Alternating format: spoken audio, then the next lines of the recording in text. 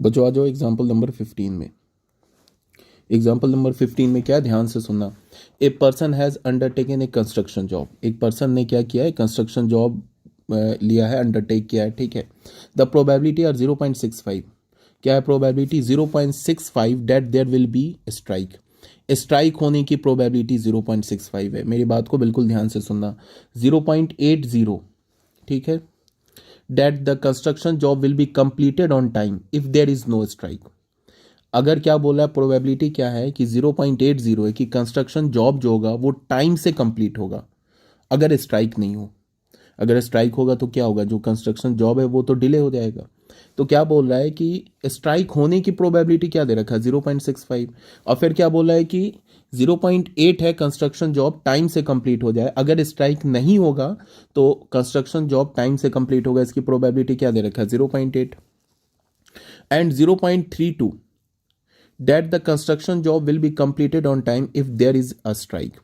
Strike हो जाएगा तो कंस्ट्रक्शन जॉब टाइम से कंप्लीट होगा, इसकी प्रोबेबिलिटी क्या है, 0.32। स्ट्राइक नहीं होगा तो कंस्ट्रक्शन जॉब टाइम से कंप्लीट होगा, इसकी प्रोबेबिलिटी है, सॉरी हाँ ठीक है, स्ट्राइक नहीं होगा तो कंस्ट्रक्शन जॉब टाइम से कंप्लीट होगा, इसकी प्रोबेबिलिटी क्या है, 0.80। और अगर स्ट्राइक हो गया तो फिर कंस्ट्रक्शन जॉब के टाइम से कंप्लीट होने की प्रोबेबिलिटी क्या है, 0.32, ठीक है। डेट द कंस्ट्रक्शन, ठीक है। Determine the probability that the construction job will be completed on time. अब ये क्या बोल रहा है कि प्रोबेबिलिटी निकालो कि कंस्ट्रक्शन जॉब टाइम से कंप्लीट हो जाएगा, इसकी प्रोबेबिलिटी निकालो। सबसे पहले सवाल ये उठेगा कि हम पहचानेंगे कैसे कि थ्योरम ऑफ टोटल प्रोबेबिलिटी लगेगा, हम कैसे पहचानेंगे। सबसे बड़ा कंफ्यूजन जो बच्चों में होता है वो ये होता है कि हमें कैसे पता चलेगा कि ये थ्योरम ऑफ टोटल प्रोबेबिलिटी पे है या बेस थ्योरम पे। बेस थ्योरम अभी मैंने पढ़ाया नहीं, बेस थ्योरम इसके बाद होगा, बेस थ्योरम अभी नहीं पढ़ाया, ठीक है।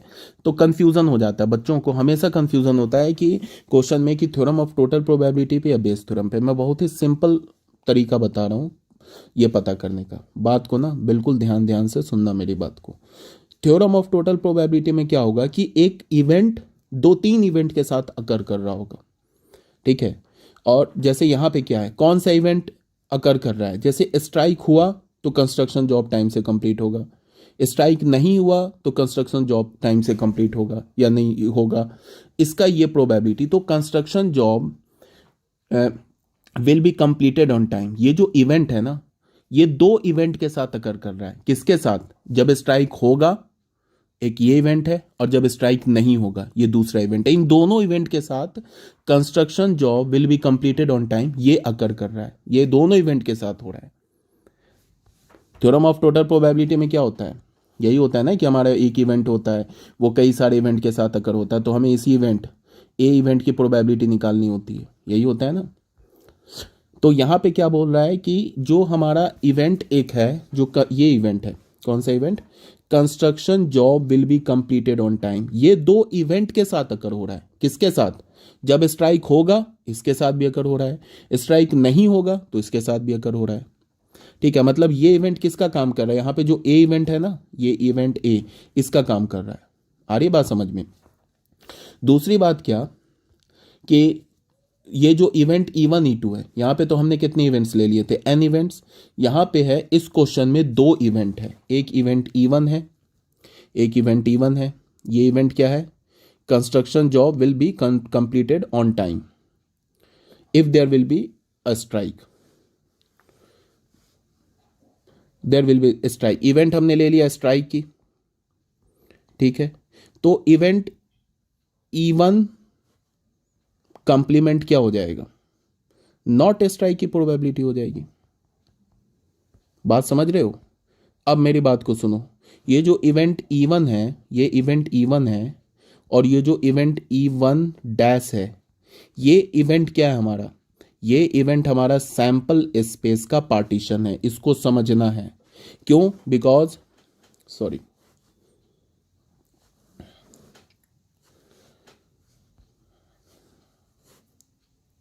ये जो हमारा इवेंट E1 है और ये जो इवेंट E1, एक मिनट, ये जो इवेंट E1 है, और ये मेरी बात को बिल्कुल ध्यान से सुनना, कहीं कोई कंफ्यूजन नहीं होगा। ये जो इवेंट E1 है और इवेंट E1 डैश जो है, ये सैंपल स्पेस का पार्टीशन है, जैसे हमने यहाँ पे बोला ना कि सैंपल स्पेस को हमने कितने इवेंट्स में डिवाइड कर दिया, n इवेंट्स में डिवाइड कर दिया। तो हम लोग क्या बोलेंगे, ये जो n इवेंट्स में क्या क्या खूबी होनी चाहिए, पिछले वीडियो लेक्चर में बताया है। पहली ये खूबी होनी चाहिए कि वो म्यूचुअली एक्सक्लूसिव होना चाहिए। दूसरी ये खूबी होना चाहिए कि उसका यूनियन क्या होना चाहिए, सैंपल स्पेस होना चाहिए। फिर तीसरी खूबी क्या होना चाहिए कि वो इवेंट्स क्या होना चाहिए, ग्रेटर देन 0। ये 3 प्रॉपर्टी होनी चाहिए ना। तो ये तीनों प्रॉपर्टी इस इवेंट में है, इवेंट E1 में और इवेंट E1 कंप्लीमेंट में, ये तीनों प्रॉपर्टी है। कैसे? सबसे पहले कि event E1 intersection E1 dash, ये लोगे तो ये हमें 5 मिलेगा। ठीक है। दूसरा क्या है, event E1 union E1 dash, ये हमारा सैंपल स्पेस मिल जाएगा। क्यों? बिकॉज हमें पता है कि A यूनियन A कंप्लीमेंट हमेशा सैंपल स्पेस होता है, ये होता है ना। तो event E1 union E1 dash, ये क्या होगा, सैंपल स्पेस होगा, और दोनों का इंटरसेक्शन 5 होगा। फिर तीसरी बात क्या है कि इवेंट E1 जो है, इसकी प्रोबेबिलिटी ऑफ इवेंट E1 ये भी ग्रेटर देन 0 है, and probability of event E1 dash ये भी ग्रेटर देन 0 है। ठीक है, ये तीनों खूबी आ गई।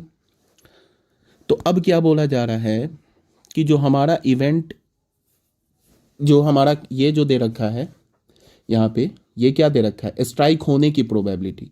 तो स्ट्राइक नहीं होने की प्रोबेबिलिटी हम कैसे निकालेंगे? अगर मान लो कि हमने इवेंट E1 जैसे अभी बोला ना, ये स्ट्राइक होने की प्रोबेबिलिटी है, स्ट्राइक की प्रोबेबिलिटी है, तो नहीं स्ट्राइक होने की प्रोबेबिलिटी कैसे निकालेंगे? अगर हमें स्ट्राइक होने की प्रोबेबिलिटी मिल जाए तो नहीं स्ट्राइक, ये क्या है, नहीं स्ट्राइक होने की प्रोबेबिलिटी, ये कैसे मिलेगा?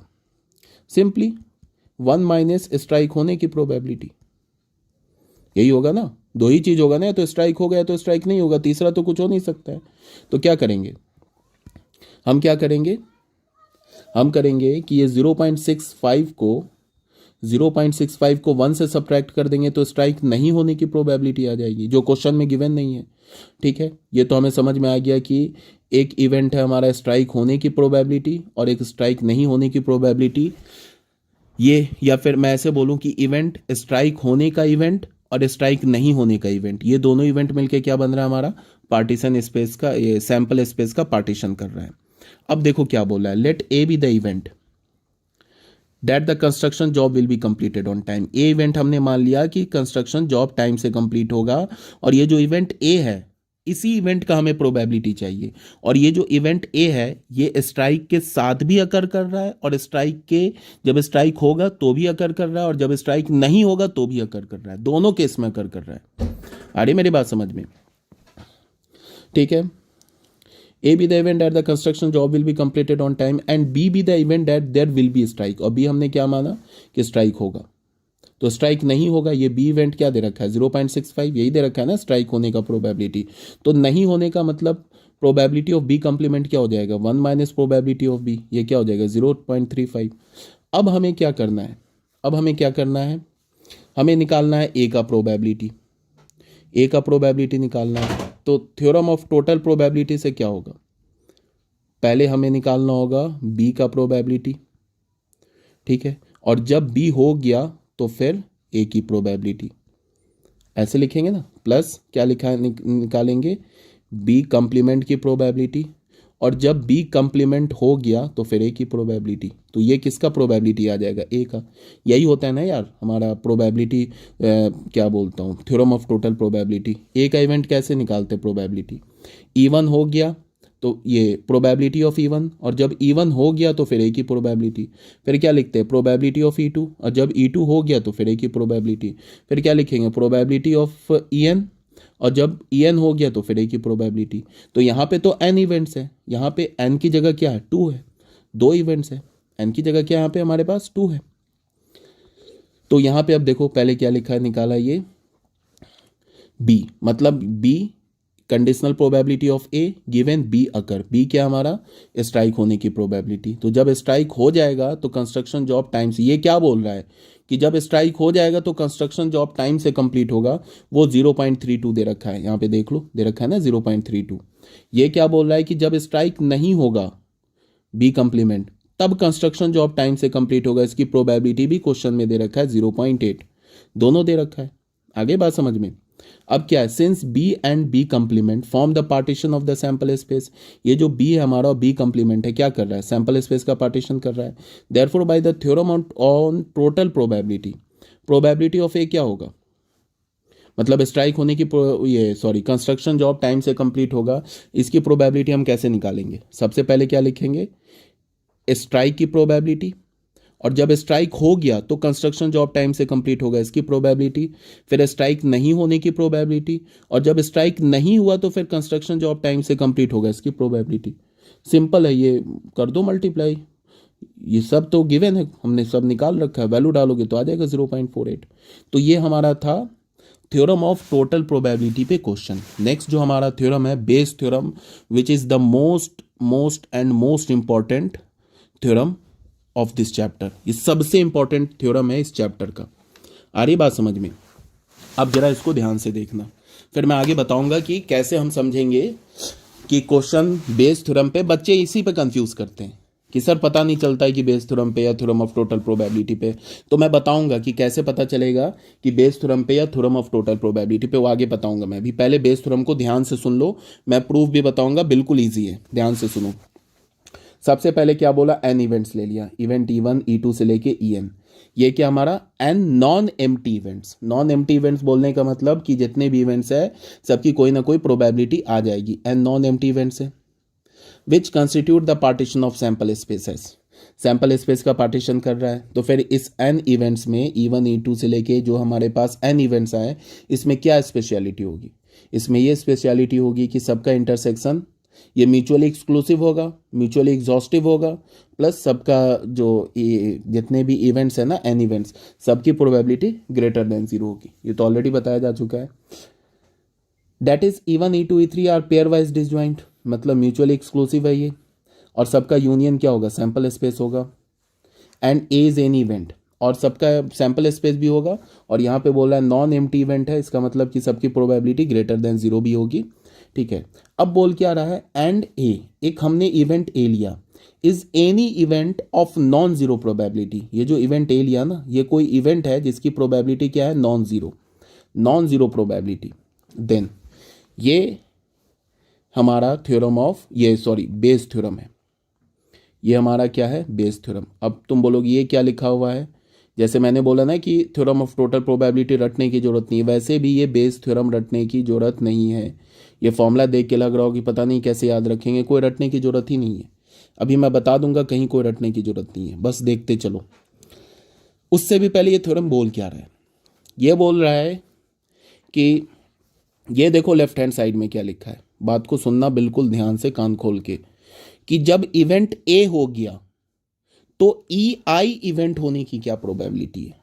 EI तो इवेंट कुछ भी हो सकता है ना, आई का वैल्यू 1 ले लोगे तो हम इसको क्या बोलेंगे, जब इवेंट ए हो गया तो इवेंट E1 होने की क्या कंडीशनल प्रोबेबिलिटी है।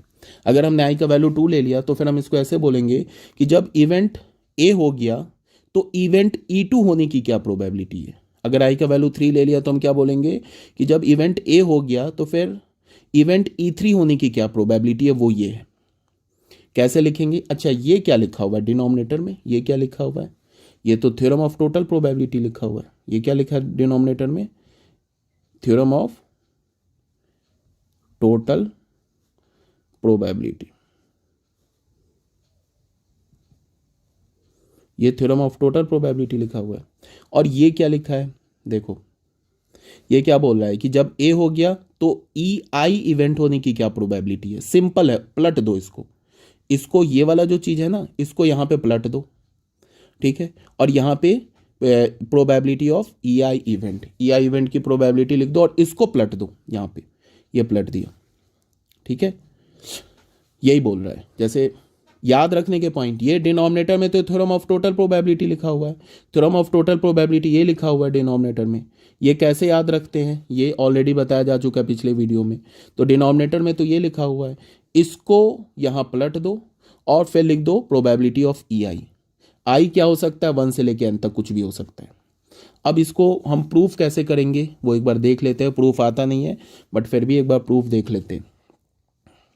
अभी क्वेश्चन करेंगे ना तो क्लियर हो जाएगा, ये थ्योरम क्या बोल रहा है अभी क्लियर हो जाएगा। ये रिवर्स थ्योरम पूछ रहा है, ये रिवर्स प्रोबेबिलिटी पूछ रहा है, ये क्या बोलेगा अभी, ये बोलेगा कि कोई इवेंट ए हो गया, तो बताओ कि इवेंट, वो जो इवेंट ए हुआ है, तो बताओ कि अब इवेंट इवन होने की क्या प्रोबेबिलिटी है। देखो क्वेश्चन आएगा उससे समझ जाओगे। उल्टा रिवर्स थ्योरी, रिवर्स प्रोबेबिलिटी ये बोलता है। कैसे, अभी क्वेश्चन पे करेंगे, एक बार प्रूफ देख लो।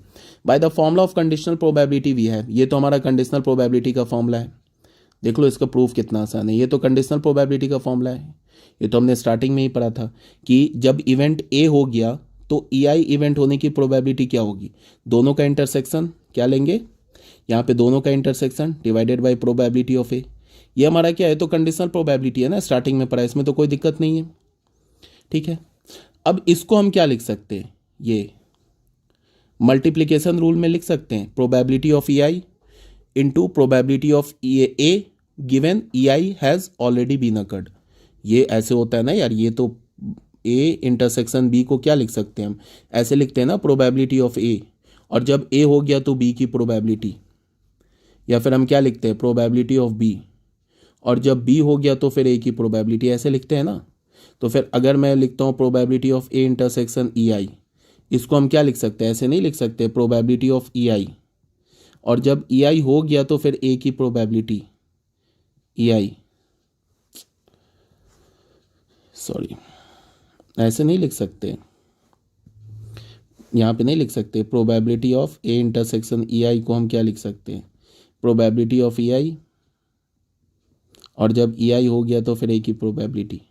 ये तो कंडीशनल प्रोबेबिलिटी है, ये फॉर्मूला तो कंडीशनल प्रोबेबिलिटी से आ रहा है ना, उसको यहाँ पे रख दिया, और ये नीचे है प्रोबेबिलिटी ऑफ ए। ठीक है, अब प्रोबेबिलिटी ऑफ ए को क्या लिखेंगे, सिंपल, ये थ्योरम ऑफ टोटल प्रोबेबिलिटी लगा दिया, ये हो गया, प्रूफ हो गया।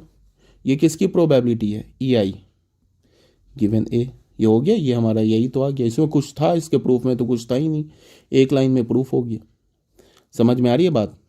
अभी अगर थ्योरम नहीं समझ में आया, प्रूफ आ जाना चाहिए समझ में, ये याद कैसे रखेंगे वो भी बता दिया। अभी भी नहीं समझ में आया तो बिल्कुल हटाओ। अब क्वेश्चन आते हैं, देखो ये कितना इस पे मज़ेदार क्वेश्चन बनेगा। पहले एक बार ये रिमार्क देख लो, रिमार्क में क्या बोल रहा है, द फॉलोइंग टर्मिनोलॉजीज जनरली, ऐसे कुछ आता नहीं है, पूछता उसता नहीं है, बट एक बार देख लो। ये इवेंट E1 E2 E3 को हम लोग क्या बोलते हैं, इससे लेके EN तक, इसे हाइपोथेसिस बोलते हैं। The probability PI is called प्रायोरी probability of the hypothesis EI। क्यों बोलते हैं अभी आगे पता चलेगा। और ये हम लोग इसे क्यों बोलते हैं, इसे पोस्टीरियोरी प्रोबेबिलिटी बोलते हैं। क्या बोलते हैं वो अभी आगे देखते चलो। अब यहाँ पे देखो, अभी अब क्वेश्चन से क्लियर होगा। देखो यहाँ पे ध्यान से, अगर ये नहीं, फॉर्मूला तो रटने में कोई दिक्कत नहीं है, फॉर्मूले में कोई प्रॉब्लम तो होनी नहीं चाहिए, इस फॉर्मूले में कोई प्रॉब्लम तो नहीं होनी चाहिए। अगर फॉर्मूले में प्रॉब्लम है तब तो यार दिक्कत है। फॉर्मूला तो याद रखना होगा, याद रखने में कोई दिक्कत नहीं होनी चाहिए। ये फॉर्मूला जो है इसको तो हमें याद रखना होगा, इसमें कोई प्रॉब्लम नहीं होनी चाहिए। ठीक है, इस फॉर्मूले को आपको किसी भी हाल में रटना तो पड़ेगा ही। ठीक है, अब देखो क्वेश्चन, इस पे कितना मज़ेदार क्वेश्चन बनेगा वो देखो। एग्जाम्पल नंबर 16 में क्या बोल रहा है, बात को ध्यान से अब सुनना। बोल रहा है कि बैग 1 में 3 रेड बॉल हैं एंड 4 ब्लैक बॉल्स हैं। ठीक है, फिर बैग 2 में क्या है, 5 रेड बॉल्स हैं एंड 6 ब्लैक बॉल्स हैं। इसमें रिवर्स प्रोबेबिलिटी पूछता है। कैसे, अभी बता रहा हूँ। 1 ball is drawn at random from 1 of the bags. एक बॉल निकाला गया किसी एक बैग से, या तो बैग 1 से एक बॉल निकाला गया, तो बैग 2 से एक बॉल निकाला गया, and it is found to be red. और हमें क्या मिला, किस बैग से निकाला गया हमें नहीं पता है, हमें तो बस अभी इतना पता है कि बैग 1 में 3 रेड बॉल्स हैं एंड 4 ब्लैक बॉल्स हैं, और बैग 2 में 5 red balls and 6 black balls हैं, बस हमें इतना पता है। अब हमें क्या पता चला कि हमने एक बॉल निकाला, लेकिन वो किस बैग से निकाला वो हमें नहीं पता है। जब हमने बॉल निकाला तो वो हमें रेड कलर का मिला। अब बताओ कि वो सेकेंड बैग से निकला होगा, इसकी क्या प्रोबेबिलिटी है। तो ये रिवर्स प्रोबेबिलिटी पूछ रहा है। क्वेश्चन तो ऐसे होना चाहिए ना कि हमने बैग 2 से बॉल निकाला, कोई एक बैग सिलेक्ट किया बैग 1 और बैग 2 में से, उसमें से कोई एक बॉल निकाला, तो बताओ कि रेड बॉल की क्या प्रोबेबिलिटी है। ये तो सीधा हो गया प्रोबेबिलिटी पूछना। अब इसको उल्टा क्या पूछेगा कि रेड बॉल निकल गया है, अब बताओ कि वो बैग 2 से निकला, इसकी क्या प्रोबेबिलिटी है। या फिर बोलेगा कि रेड बॉल निकल गया, अब बताओ कि वो बैग 1 से निकला, इसकी क्या प्रोबेबिलिटी है। ये इसका रिवर्स प्रोबेबिलिटी पूछ रहा है। समझ में आ रही है बात को। तो ये बहुत सिंपल है, ये रिवर्स प्रोबेबिलिटी पूछ रहा है। हमने अब देखो कैसे मानेंगे, bag one let E1 be the event of choosing bag one. Bag one को चूज करने के इवेंट को हमने E1 माना और बैग टू को चूज करने के इवेंट को हमने E2 माना। ठीक है, इवेंट E1 और E2 ये इंपॉर्टेंट है, मतलब ये जो इवेंट हमें क्या करेगा, सैंपल स्पेस को का पार्टीशन करेगा, वो इवेंट पहचानना इंपॉर्टेंट है, इस बात को ध्यान में रखो। जो इवेंट, जैसे यहाँ पे एन इवेंट्स है ना, सैंपल स्पेस का पार्टीशन कर रहा है एन इवेंट, ये इवेंट पहचानना इंपॉर्टेंट है दोनों ही केस में, बेस थ्योरम में भी और थ्योरम ऑफ टोटल प्रोबेबिलिटी में भी।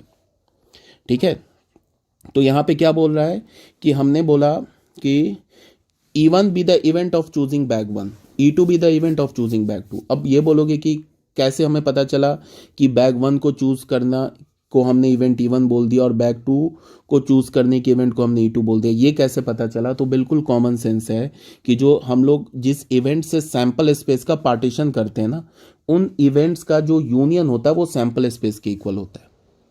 तो अगर हमने बैग वन को चूज किया, दो बैग है ना, bag one and bag two, तो बैग वन को चूज करने की प्रोबेबिलिटी क्या हो जाएगी? 1/2। बैग टू को चूज करने की प्रोबेबिलिटी क्या हो जाएगी? 1/2। दोनों की प्रोबेबिलिटी ऐड करोगे तो 1। इसका मतलब इवेंट E1 और E2 क्या हमारा म्यूचुअली एक्सक्लूसिव भी है, म्यूचुअली एग्जॉस्टिव भी है, और उन दोनों की प्रोबेबिलिटी नॉन जीरो भी है। इसका मतलब कि चूजिंग अ बैग वन और choosing a bag two is the, ये जो इवेंट आ रहा है ना, choosing a bag one and choosing a bag two, ये कैसा इवेंट है? ये इवेंट सैंपल स्पेस को का पार्टीशन कर रहा है। ये बात आ रही है समझ में? ये पहचानना इंपॉर्टेंट है, ठीक है ना।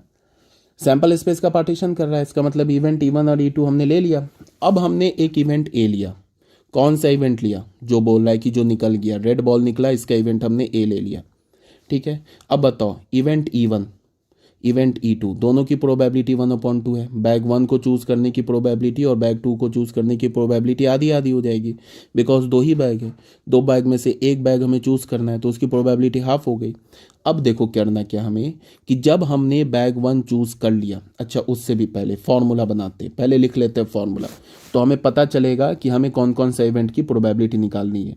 क्या बोल रहा है कि रेड बॉल निकल गया, एक कौन सा इवेंट माना? Getting a red ball. Red ball निकल गया तो बताओ कि सेकंड बैग से निकला है, मतलब इवेंट E2 से हुआ है, इसकी क्या प्रोबेबिलिटी? यही पूछ रहा है ना, यही बोल रहा है ना कि जब रेड बॉल निकल गया तो सेकंड बैग से निकला होगा, इसकी प्रोबेबिलिटी बताओ। तो ये हमसे पूछ रहा है, यही पूछ रहा है ना हमसे। अब यहाँ पे बेस थ्योरम देखो मैं कैसे लिखूंगा। ये क्या बोल रहा है? E2 गिवन A, इसको हम क्या लिखेंगे? पहले इसको उल्टा कर देंगे और फिर E2 की प्रोबेबिलिटी ऑफ E2, और इसको उल्टा करके लिख देंगे। जब E2 हो गया तो A की प्रोबेबिलिटी, ऐसे लिख दिया। अब डिनोमिनेटर में क्या लिखेंगे? Theorem of total probability. तो थ्योरम ऑफ टोटल प्रोबेबिलिटी कैसे लिखते हैं? प्रोबेबिलिटी ऑफ E1, और जब E1 हो गया तो A की प्रोबेबिलिटी, फिर क्या लिखेंगे? प्लस प्रोबेबिलिटी ऑफ E2, और जब E2 हो गया तो फिर A की प्रोबेबिलिटी, ऐसे ही लिखते हैं ना। बस हो गया, ये हो गया। अब हमें क्या निकालना होगा? ये फॉर्मूला लिखने से हमें पता चल गया कि हमें एक ये इसकी प्रोबेबिलिटी चाहिए E2 की, फिर जब E2 हो गया तो A की प्रोबेबिलिटी चाहिए, फिर हमें E1 की प्रोबेबिलिटी चाहिए, और जब E1 हो गया तो फिर A की प्रोबेबिलिटी चाहिए, और ये जो प्लस के बाद लिखा हुआ है ये न्यूमरेटर वाला लिखा हुआ है। ठीक है, तो अब बारी बारी से हम ये प्रोबेबिलिटी निकाल लेंगे, यहाँ पे वैल्यू सब्स्टिट्यूट करेंगे, ये हमें आ जाएगा जो पूछ रहा है हमसे। तो ऐसे लिखने से क्लियर हो गया कि हमें किस किस की प्रोबेबिलिटी फाइंड आउट करनी है। E2 की प्रोबेबिलिटी क्या है? ये तो हमें मिल गया ना, E2 की प्रोबेबिलिटी हमें मिल गया 1/2, और अब इसकी प्रोबेबिलिटी निकालेंगे। जब E2 हैपन हो गया तो A की प्रोबेबिलिटी, E2 क्या है? Choosing a bag two. इसका मतलब कि जब हमने बैग टू चूज कर लिया तो रेड बॉल की क्या प्रोबेबिलिटी है, इस ये बोल रहा है। तो बैग टू चूज कर लिया तो रेड बॉल की प्रोबेबिलिटी क्या होगा? 5/11, बिकॉज बैग टू में क्या है? 5 रेड बॉल है एंड 6 ब्लैक बॉल है। तो हमने बैग टू चूज कर लिया तो रेड बॉल की क्या प्रोबेबिलिटी हो जाएगी? 5/11। तो ये देख लो, जब हमने बैग टू चूज कर लिया तो रेड बॉल की प्रोबेबिलिटी हो गई, यही बोल रहा है ना। तो रेड बॉल की प्रोबेबिलिटी हो गई 5/11। ठीक है, ये निकाल लिया। E2 की भी प्रोबेबिलिटी मिल गई। प्रोबेबिलिटी ऑफ E1 क्या है? वो भी हमारा 1/2 है, ये भी पता चल गया। अब फिर हमें क्या करना है? ये निकालना है। ये निकालना है। ये क्या बोल रहा है कि जब हमने बैग 1 चूज कर लिया तो रेड बॉल की क्या प्रोबेबिलिटी है। तो बैग 1 में कितने रेड बॉल है 3, टोटल कितने बॉल है 7। तो जब हम बैग 1 चूज करेंगे तो रेड बॉल की प्रोबेबिलिटी क्या हो जाएगी 3/7। तो ये भी हमने निकाल लिया, ठीक है, ये भी हमने निकाल लिया। अब हमें सब डेटा मिल गया, बस वैल्यू को प्लग करना, आंसर आ जाएगा, ठीक है। ये हमारा थ्योरम ऑफ टोटल प्रोबेबिलिटी, ये सॉरी बेस थ्योरम है, ये हमारा बेस थ्योरम है, यही है ना बेस थ्योरम, जो अभी मैंने यहाँ पे लिखा है, यही लिखा है ना मैंने यहाँ पे। तो बस इसमें वैल्यू पुट कर दो, आंसर आ जाएगा 35/68, ठीक है ना। ये हो गया हमारा एग्जाम्पल नंबर 16। अब आते हैं हम लोग एग्जाम्पल नंबर 17 में, ठीक है। देखो है क्या कि अभी हमें पता है कि अभी हम लोगों ने क्या पढ़ा है बेस थ्योरम। तो अभी हमें पता चल रहा है कि जो भी क्वेश्चन आगे हम सॉल्व करने जा रहे हैं वो बेस थ्योरम का ही होगा, माइंड पहले से सेट है। बट जब तुम बोर्ड में तुम्हारे पास क्वेश्चन आएगा तो उस पर नहीं लिखा होगा कि using Bayes theorem solve this question, ऐसा कुछ नहीं लिखा होगा। वो तो सिर्फ एक प्रोबेबिलिटी का क्वेश्चन दे देगा, बोलेगा सॉल्व करो। अब तुम्हें पहचानना है जब भी ऐसे प्रोबेबिलिटी का वर्ड प्रॉब्लम आएगा ना तो दो ही होगा, या तो थ्योरम ऑफ टोटल प्रोबेबिलिटी होगा, ठीक है, या तो बेस थ्योरम होगा, इस टाइप से। अब तुम्हें पहचानना है कि question theorem of total probability पे है या बेस थ्योरम पे है। बेस थ्योरम में हमेशा ऐसे बोलेगा कि जब ये इवेंट हो गया तो बताओ इस इवेंट की क्या प्रोबेबिलिटी है, ठीक है, हमेशा ये होगा। If this happen then find the probability of this event, ऐसे पूछेगा बेस थ्योरम में, ठीक है ना।